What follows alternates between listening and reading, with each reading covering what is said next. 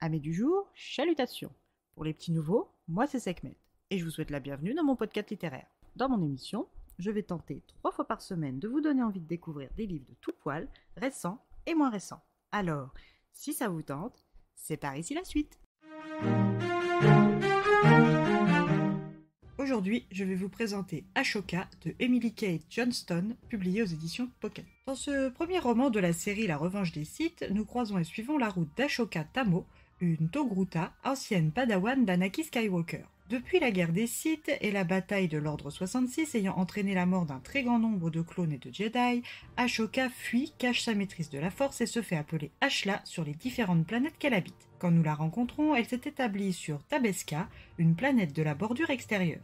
Ashla choisit cette zone de la galaxie pour plusieurs raisons, mais la principale est que sur toute cette zone, les populations planétaires sont réduites et peu organisées, ce qui permet de vivre facilement sous un nom d'emprunt.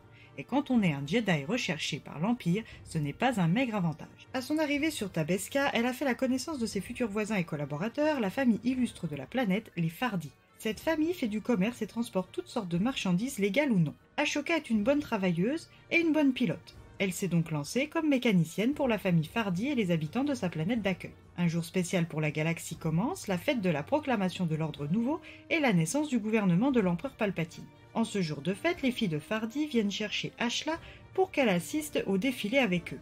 L'Empire est présent et risque de s'installer. Ashoka rassemble ses maigres affaires et se dirige au plus vite vers le spatioport et vole l'un des vaisseaux de Monsieur Fardi, puis s'envole pour une nouvelle planète.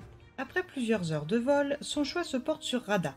Cette lune est sur un plan stratégique parfaite, petite, loin de tout, même pour les standards de la bordure extérieure, et il n'y a qu'une seule ressource. Cette lune désertique où seuls quelques hectares sont cultivables sera le lieu parfait pour se cacher. Ashoka est décidée à ne pas se lier cette fois-ci, et une fois son vaisseau, ou plutôt celui qu'elle a emprunté sans son accord à Monsieur Farsi, posé dans ce qui ressemble à un spatioport, elle se met en quête d'un logement. C'est lors de cette recherche qu'elle rencontre Kaeden Lart, 17 ans. Cette bavarde jeune fille est agricultrice comme les 3/4 des habitants de Rada et aide Ashla à se loger. Le lendemain, elle lui apporte son premier travail, la réparation de sa batteuse. Comme toujours, Ashla fait du bon travail et se fait vite une place dans cette ville. Elle rencontre Miara, la sœur cadette de Kaiden, Vartan, Mala, Oban et Nira, les collègues de Kaiden. Chez Zelda, la cantina, elle passe ses soirées en compagnie de ses agriculteurs. Refusant de se lier et donc de risquer d'être démasquée, elle esquive la plus possible les questions attisant la curiosité. Puis un jour, l'Empire arrive. Elle pense que c'est pour elle, mais en réalité c'est pour les cultures des compléments alimentaires de l'armée impériale.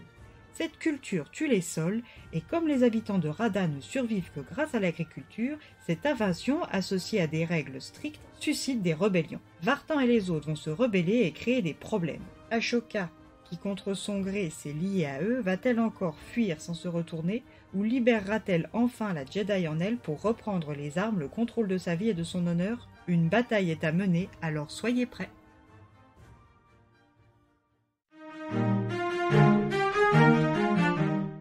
Une lecture agréable pour l'amatrice de la licence Star Wars et ses dérivés que je suis. Un personnage qui reste secondaire dans les films et qu'il est agréable de découvrir dans ce roman. Une narration digne des storytelling Disney, anciennement Lucasfilm. Bref, une belle découverte.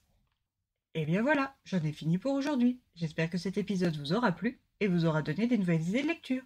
Si vous souhaitez découvrir d'autres petits moments littéraires tout droit sortis de ma bibliothèque, je vous retrouve le mardi 2 mai prochain pour un nouvel épisode.